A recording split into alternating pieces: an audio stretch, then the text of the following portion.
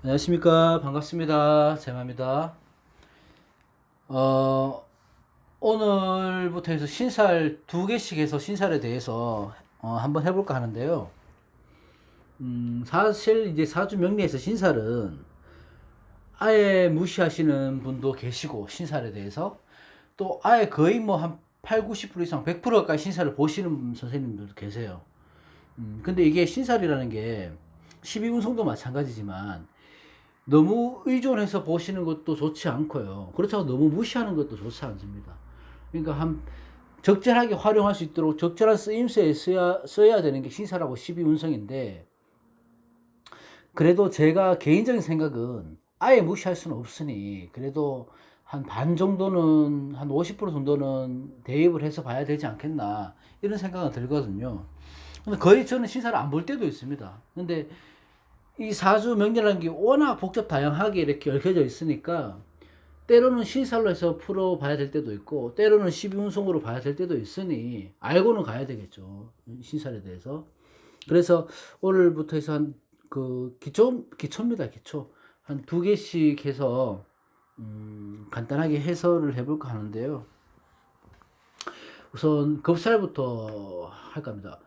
겁재천 이렇게 나오니까 겁살, 제살 이번 시간에 해볼까 하는데, 일단 겁살은 우리가 많이 아는 건 뺏긴다는 의미가 있잖아요, 겁살 자체가. 그래서 흔히 말하는 12신살 중에 겁살이라 하면 내가 원하든지 원하지 않든지, 또는 내 자이든 타이든 어떻게든 이제 본의 아니게 겁탈, 뺏긴다, 이런 의미로 많이 쓰죠. 이게 겁제의 역할하고 비슷하다고도 보는데, 하여튼 뺏긴다는 의미인 거죠. 그래서 좋은 의미로 쓰이지는 않죠, 겁살이라는 게.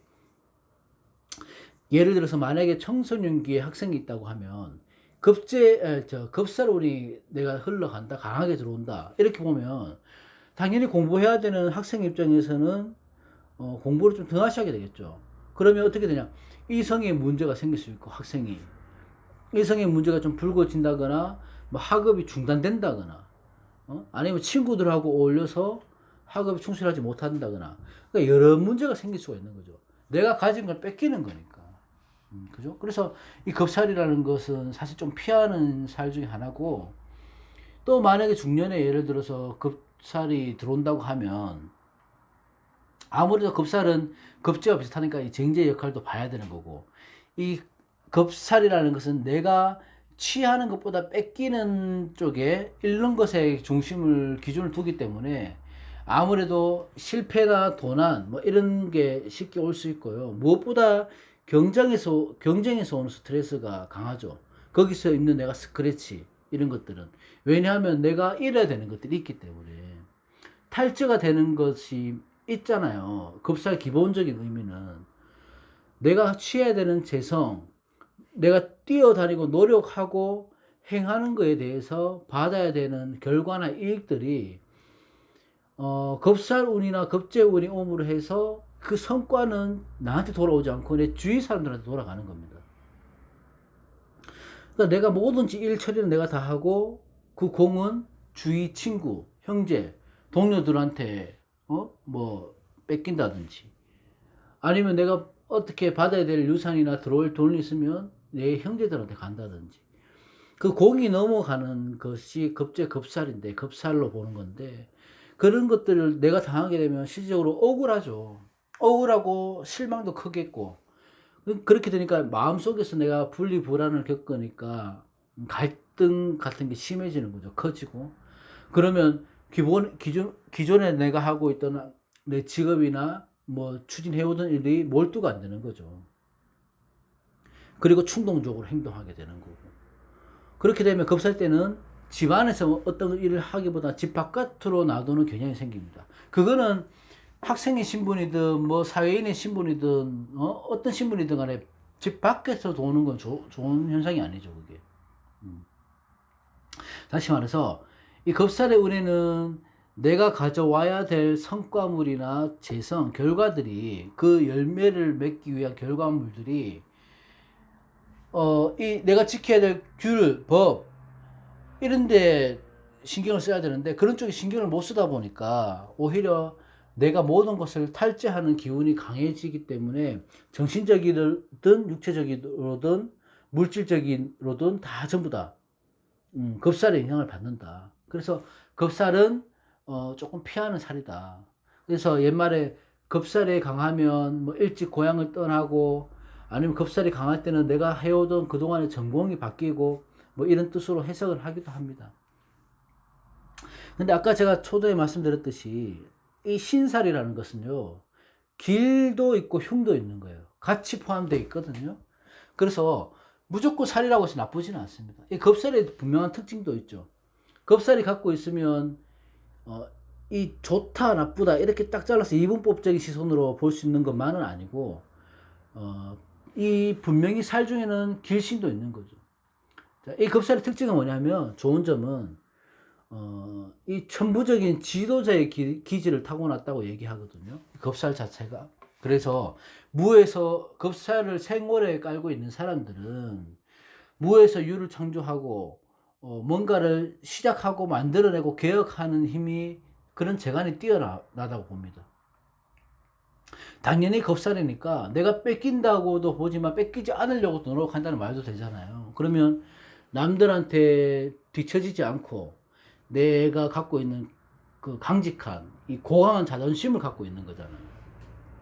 그래서 뭐든 일을 할 때 겁살을 가지신 분들은 능동적으로 일을 좀 수행을 하고 그 책임감 또한 아주 강하다. 그런 특징, 그런 좋은 점, 이로운 점은 분명히 있습니다. 겁살도.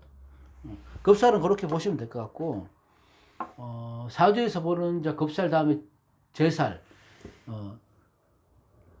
제살은 여러분도 아셔야 될 게 수옥살입니다. 수옥살. 우리가 말하는 수옥살이 제살하고 같은 말인데, 재앙을 초래한다고 하고, 이게 가둘 숫자를 쓰거든요. 수옥살이라서. 가둘수에 옥고, 그래, 감옥 옥자를 쓰니까, 감옥에 가둔다는 의미가 있어요. 제살이. 그러면 이제 고서 같은데 이런 데 보면, 이 제살은 송사, 강금, 뭐 포로, 유괴, 뭐 이런 단어들로 막 나열을 해놨다고요. 근데 실질적으로 현대 사회에서는 그 풀이가 안 맞죠. 요즘에 뭐 물론 다 있지만 막 뭐 유괴되고 뭐 포로로 잡히고 이런 건 잘 흔하지는 않잖아요. 그럼 요즘의 제살은 어떻게 보냐면 답답한 심정이죠. 답답한 거. 현실적으로 답답한 상황이 생기는 거고, 내가 나아가다가 뭔가 꺼리낌이 생긴다는 거고, 간섭, 뭐 구속, 의심, 뭐 정신적인 스트레스, 고통 이런 것들로 해석하거든요. 현대사회에서는. 그래서 내 신상의 문제, 내 심신의 문제나 구속, 내가 마음대로 움직일 수 없는 상황, 이게 여러 가지 상황도 되겠죠. 재물적인 것도 될 수 있고 사람과의 관계도 될 수 있고. 그러니까 불의의 재난으로 생각하시면 돼요. 제살이. 그 때로 요즘도 그렇게 얘기하죠. 뭐 제살이 강하게 들어오면 뭐 교도소 갈 일이 생긴다 하는데, 사실 우리가 교도소 가고 감금되고 수옥되고 하는 확률은 극히 낮아요. 실제로 그럴 수도 있지만. 그러니까 일반 사람들이 다 그렇지는 않잖아요.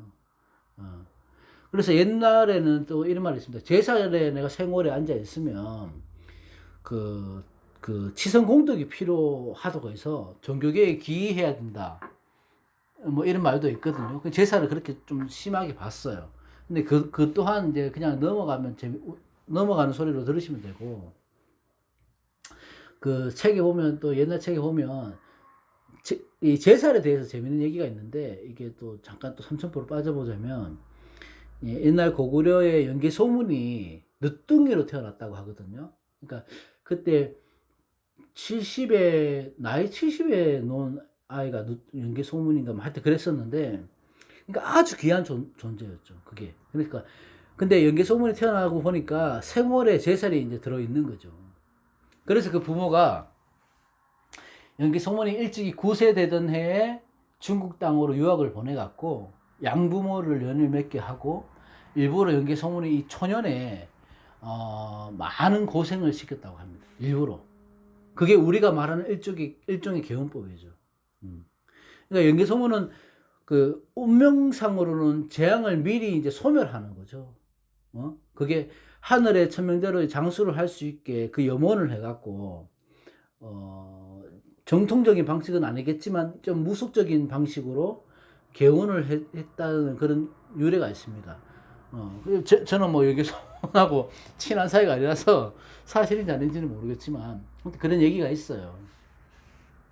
다시 본론으로 들어오면 이 제사를 타고난 사람들, 생오래 깔고 있는 사람들은 특히 그 자식이 아니고 그 부모, 그러니까 제사를 타고난 사람의 그 부모는 기본적으로 자손에 대한 공덕이 많이 필요하다고 하거든요. 그러니까 평소에 내가 봉사활동을 하든지 어려운 이웃을 도우든지 보시를 하는 그런 음덕이 많이 필요하다고 합니다. 제사를 갖고 있으면. 근데 이 제살도 장점이 있겠죠.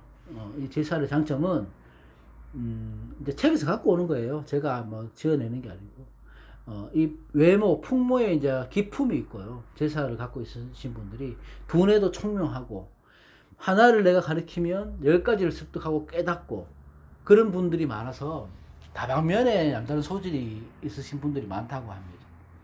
그래서 옛말에 동양의 그릇이다 이런 얘기 하잖아요. 나라에서 할 수 있는 일을 하는 사람이다 이렇게 보는 겁니다. 그래서 그런 좋은 점이 있고, 마지막으로 만약에 여명에서 제사를 조심해야 된다고 하는 것, 여명에서 조금 더 살이라는 것은 조금 더 안 좋게 보긴 하거든요. 여명에서 제살이 들어있으면 좀 조심해야 되는 거는, 이게 제살이라는 것은 구속의 의미가 있잖아요. 타인으로부터. 무슨 구속이냐면 내 신상의 구속이거든요. 내가 생월에 제살이 깔고 있는 여명이라고 한다면은 이게 여러 의미로는 쓰이나 기본적으로 내가 신상이니까 육체적인 고통이 있을 수 있다는 거거든요. 그래서 특히 이성을 만날 때, 남자를 만날 때 조금 주의를 해야 된다. 그렇게 보시면 됩니다. 이 살로 갖고 겁을 준다든지 뭐 자극적으로 얘기를 해서 그 사람한테 뭔가를 끌어낸다든지 이러면 절대 안 되는데, 그냥 주제를 지금 시사를 하는 거기 때문에 조금 자극적으로 한 부분이 있어요. 너무 신경 쓰지 마시고 살은 이런 것들이 다 가볍게 보시면 됩니다. 예. 오늘 여기까지 겁살 제살하고요. 살 이야기 또 다음에 쭉 이어서 하도록 하겠습니다.